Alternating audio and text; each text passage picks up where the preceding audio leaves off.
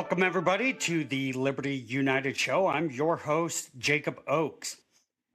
Hey, I just wanted to connect with you tonight about the idea of how there's major figures in history we read about, and they definitely played a very big role in some miracles that happened, but the continuous advancement of liberty is really happening by the consistent efforts of everyday people. And we want to highlight some unsung heroes from the revolution. I've got two amazing guests with me. They're actually on our board for Liberty United. That is Tristan and Elora O'Carey. Welcome, guys. Hey, Jake. Hey, great to be here. Awesome. Elora, you and I were talking, and you mentioned that you guys have been helping Delane England on a project. She's such a sweetheart. I love everything she's doing. Guys, September, she puts on a really cool festival called the Freedom's Light Festival. But you had told me about a book she's working on. Tell me about that. Yeah, so it's called the Rising of Freedom's Light, and it's based on her festival.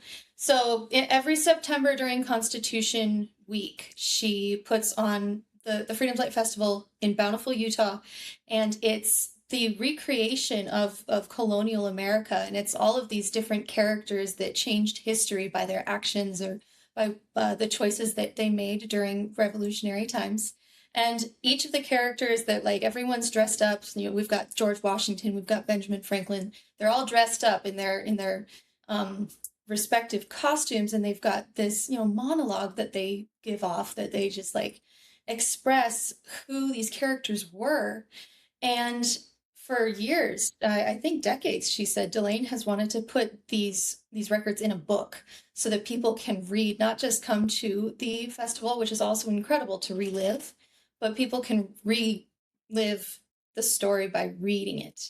And the idea is that you can read each one. We're going to have 52 for the 52 weeks of a year. You can read each one it's mostly based for like parents and children, but of course everyone can benefit from reading these stories. And you can read through one a week to just really celebrate the 250th of our country, or just educate yourself on some history. That's really cool. I like the idea keeping that spirit alive throughout the year, not just at the event. The event does some amazing things, big impact. Finding a way to keep that spirit alive throughout the year and in your home with a book is an excellent idea. Tristan, what's been a highlight as you've been helping out and seeing the development of this? What's a highlight that stands out to you? I mean, Alora's the real genius behind the design and formatting of the book, but it's been so fun to watch her as she comes to me, as she's been also reading some of these stories for the first time and sharing them with me. They're, as you mentioned, not all the famous names that we hear, the George Washingtons and the Benjamin Franklins and the Thomas Jeffersons. It's the unsung heroes, a lot of which were influential in the lives of those bigger names that we hear and associate with American history, and we don't realize just how much effect these people in the background had on what was going on at the time. And it's been so cool to see those stories brought to life in the text, and even in their own voices as they kind of tell their own story. Yeah, I really think that while people like George Washington that make some pivotal decisions, they can kind of tip the scales per se in a moment, but the ongoing advancement really is because the consistent showing up of everyday people, little efforts that make a big impact in ways we don't realize. Laura, you mentioned in an email to me about Mercy Otis Warren. That is, boy, she is a powerful voice, and one that I think very, very few people have heard of. Tell me what you could share a little snippet on her. Well, Mercy Otis Warren, she was. I try not to pick favorites, but she might have been one of my favorites because she was a playwright and wrote literature, and I grew up on the stage, and so I loved learning about her. And she would write more satirical products for the stage to just help the audience understand, like, this is unacceptable what's going on. But I think the biggest thing that really stood out to me, I've got four younger brothers, and her impetus for making the choices that she did was her dear brother, older brother, but he was injured by the soldiers, and he had a mental health condition from that, and that's what really pushed her to decide that she was going to stand up and she was going to make this choice. She was going to put her neck out there, stick her nose into places, get her foot through the door, because she saw firsthand the pain that had happened to her family and that was happening to others. But what I really am trying, and I think one of my efforts this year, is to help people understand that we don't need something traumatic to happen to us, to our families, before we stand up. It's time to stand up. Amen. Amen. It is. I think a lot of people are waiting for somebody else to do something. That's why uh, at our last Liberty United event, I thought, boy, what a better way to start my speech, my remarks with the Dog Poop Initiative book, folks. If you haven't heard of that, you really got to go get that book, or watch one of the podcast episodes where we've got that highlighted, or read that and go into some remarks about the doctrine of liberty. But it starts with personal initiative, not waiting for somebody else to do something.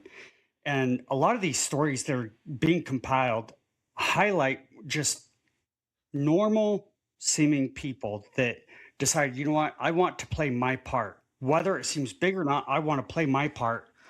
And that's the O'Careys. You guys came to our event back in March, and you came up to the Liberty United booth. You said, "This is really cool. How can we help Liberty United?" And you guys have been a huge impact on some amazing projects we've got going in Liberty United. But it's just these behind the scenes things that the everyday folks can contribute whatever way they can. I have a friend that has a bigger following than I do, but he's still not a national figure per se. And he just retweeted something about a horrific thing that somebody on an educator was doing, and got retweeted by Jordan Peterson. It's just these small little things that make a big impact. That the following of that was this person resigning from their position because of how much attention it gained. Do we always win in every single battle? We don't win every single battle, but it's the consistent showing up that is going to make the difference in the end. I want to ask you guys, what was another story that stood out to you guys in this project, and why do you think it matters? Why do these stories matter now? Well, the next one that really stood out to me were the Boston boys. We are parents. We've got three really young kids. Rambunctious. They're very. kids. We got a 4-year-old boy, and our twin girls are almost 3. And man, the Terrible. reading Boston boys really, like, it stood out to me so much, because these boys, ranging a myriad of ages, because that's how Boston really functioned back then. They had, like, just boys. They wanted to go do different things, especially, like, they were watching the lake freeze over, and every day they were like, is it safe to skate? Is it safe to skate? And the soldiers, the British soldiers, noticed that these boys were, getting excited about something. They were planning on doing something with their life. And the morning, and the boys were like, okay, one more night, and this lake is going to be frozen over, safe enough for us to skate. I'm also an ice skater, so maybe that's why this story really stood out to me. But the next morning, the boys got up and they grabbed their skates and they ran to the lake, and they looked at the lake and it had been smashed by the muskets. The soldiers had taken their muskets and just smashed all the ice so that these boys couldn't do anything. And that, I mean, why on earth, like, that doesn't promote the cause that the British soldiers are here for. That really confused them. The British soldiers continued to just keep bullying them, and so at some point these boys, they're just boys, you know, younger than 12, decided that they were going to go to General Gage and report and say, hey, this is what your men are doing, this is unacceptable, please make them stop. And just the bravery that these boys had, or maybe naivety, I don't know. But it showed me that that the mothers, the people that were raising them, the fathers, were raising them with courage and with an understanding of right and wrong, and standing up for the right and standing against the wrong. And I think that's just incredible. And I mean, we don't know a lot of these boys' names specifically, but they really impressed me. That's an excellent point, especially highlighting youth.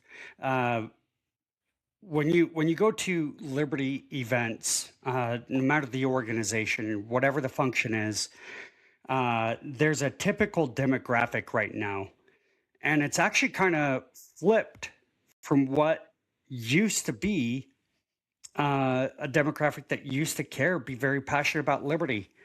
It used to be the youth that were kind of known as the rebels and pushing back against being counterculture and wanting to stand for something. Now we see a need for appealing to more youth, to reach them. And the Boston Boys is an excellent story.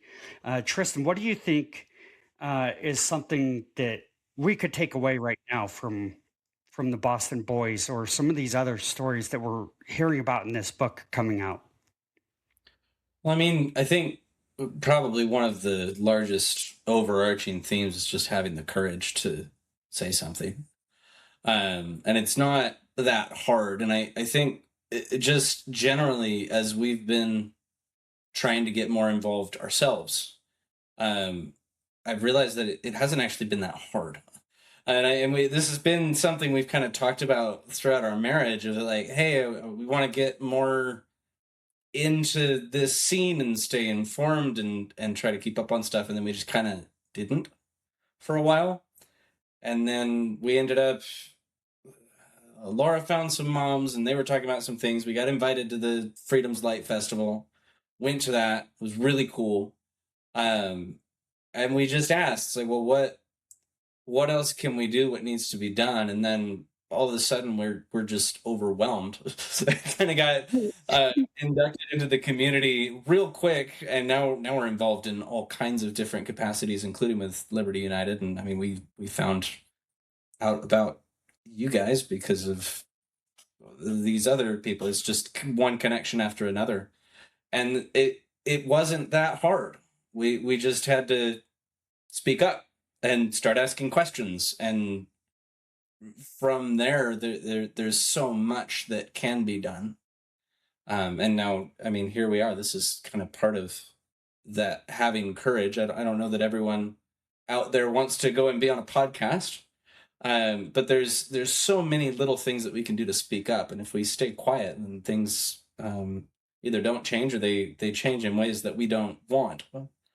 Because the fact of the matter is, there are people with less favorable ideas that are willing to speak up and maybe push agendas that are not aligned with the Constitution and not aligned with righteous causes. And there's always been evil people, and there's always going to be, but they cannot win if all of the ordinary people stand up and say something, and just have the courage to even within their own community, not be okay with evil things. Yeah. We've become very complacent as a society, unfortunately. And It doesn't even take a majority.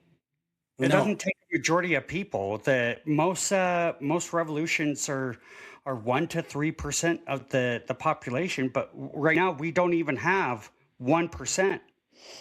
Uh, it's just small and simple things that people could do, uh, and just raising a voice in settings to defend correct principles.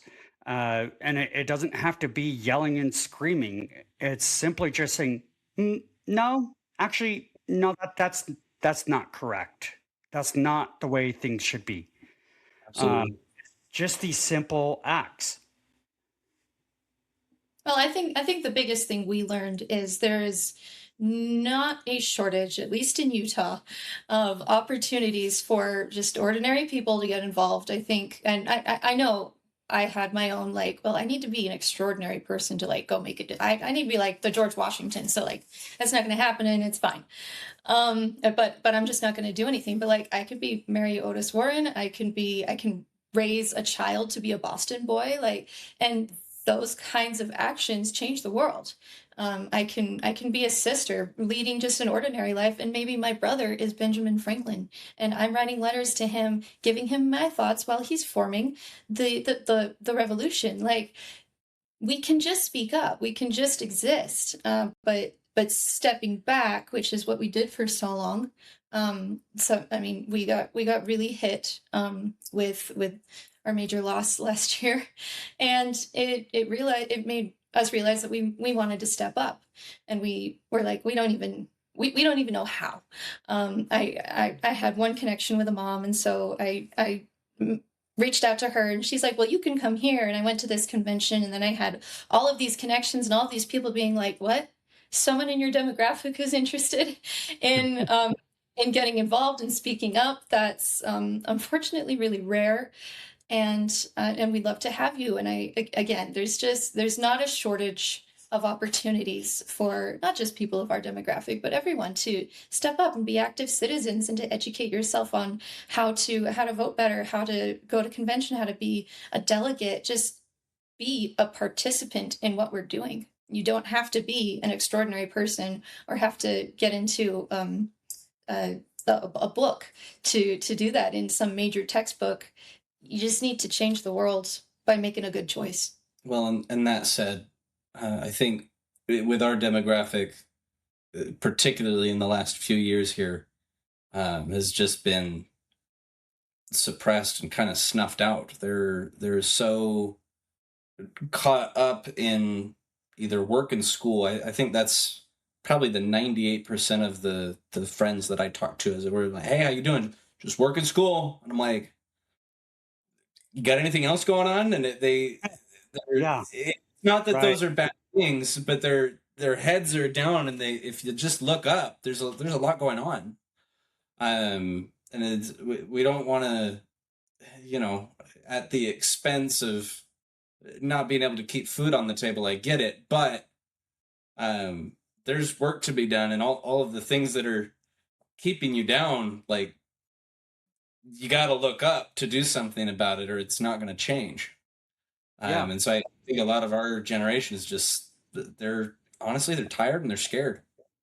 And the world is not necessarily in a great spot right now. That's not a permanent thing. Like we can do something about that. We have the best system in the world to do it, but we have to use it. absolutely. You don't have to have a big platform to make the impact. It's just being consistent and not remember that we're in a marathon rather than trying to come up with some big of explosion immediately. It's the consistent showing up. One thing I want to address that I think a lot of people may be missing is that the difference between just being a Christian, meaning I believe in Jesus, and perhaps even being a member of a faith. For instance, in our case, members of the Church of Jesus Christ of Latter-day Saints. The difference between merely being a believer or being a member of a church and being versus being a disciple. A disciple takes an active step to decide to be a witness, not out of an act of fear, not because they fear hell, or the motivation comes from a place of, I love the Lord so much, and I'm excited to go out and profess His name, and I'm going to defend truth and light in my community. There's some of these scriptures that all Christians should be able to unite behind. It's John 8:31-32. If you continue in my word, you are truly my disciples. Then there's Jude 1:3. Earnestly contend for the faith that was once for all delivered to the saints. And Acts 1:8. You will receive power when the Holy Spirit comes on you, and you will be my witnesses.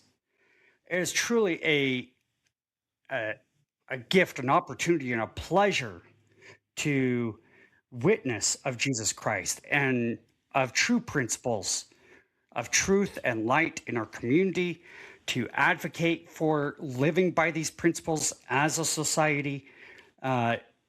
It's sometimes a situation that could present consequences, but it's nonetheless a joy. It's a joyful effort and a positive one. And I think we look back at the founders, they understood very clearly that liberty was greater than just freedom. They weren't fighting just because of a tax on tea.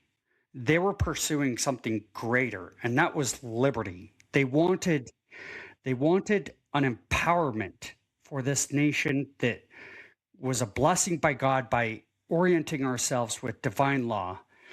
We're going to wrap up here in just a minute, but I want to give you guys the floor to highlight what you feel like is going to impact families from this book about everyday people defending correct principles and how living by truth is what will help people guide themselves to liberty.